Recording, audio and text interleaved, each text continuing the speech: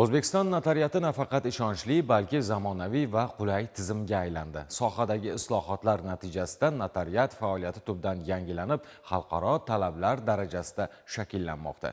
Ayniqsa jarayonlarning aksariyati raqamlashtirilgani fuqarolar va tadbirkorlar uchun yanada tez, shaffof va qulay xizmat ko'rsatish imkonini yaratmoqda. Hozir shu haqda Notarial sohadagi muhim yangiliklardan biri masofadan turib amalga oshirilayotgan notarial harakatlar sonining yil sayin ortib borayotganidir. Hozirda 14 dan ortiq xizmat turlari elektron raqamli imzo orqali onlayn tarzda rasmiylashtirib kelinmoqda. Kelgusi yil esa bunday xizmatlar sonini 30 dan oshirish rejalashtirilgan. Eng muhimi, fuqarolar va tadbirkorlar uchun yanada qulay sharoitlar yaratilishiga alohida e'tibor qaratilmoqda. Notarial xizmatlarning asosiy qismi raqamlashtirilgani tufayli hujjatlarni tayyorlash, tasdiqlash, ariza va so'rovlarni yuborish jarayonlari anchayin soddalashdi. Bugungi kunda ko'plab xizmatlarni elektron tarzda amalga oshirish mumkin bo'lib, bu ortiqcha vaqt sarflash, navbatda turish va qog'ozbozlik kabi muammolarni sezilarli darajada kamaytirdi. Shu bilan birga yagona ma'lumotlar bazasining joriy etilishi hujjatlar aylanmasida huquqiy aniqlik, shaffoflik va ishonchni ta'minlashga xizmat qilmoqda. Notariuslar uchun yaratilgan zamonaviy axborot platformalari ularning ish samaradorligini oshirib, xizmat ko'rsatish sifatini yangi bosqichga olib chiqmoqda.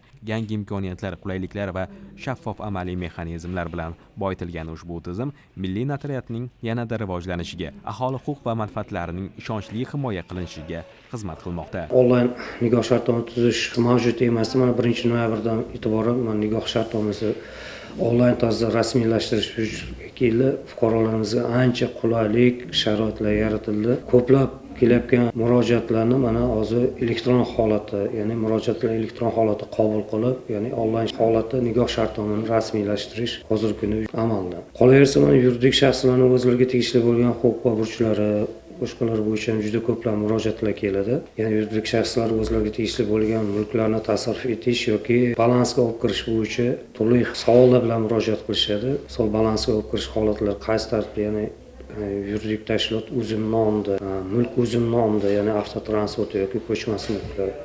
Shular qaysi yurtda, qaysi tartibda, misol balansga olib kirish, ya'ni yuridik MCJni balansiga olib kirish bo'yicha juda ko'plab murojaatlar keladi. Bu holatlarda o'sha davlat xizmatlari markazi tomonidan amalga oshiriladi.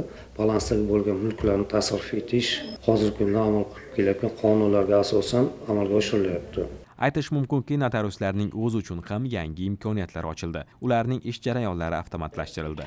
Ma'lumotlar bazalari birlashtirilib, arxivlashtirish tizimi zamonaviy formatga o'tkazildi. Bu esa ish samaradorligini bir necha barobar oshirmoqda.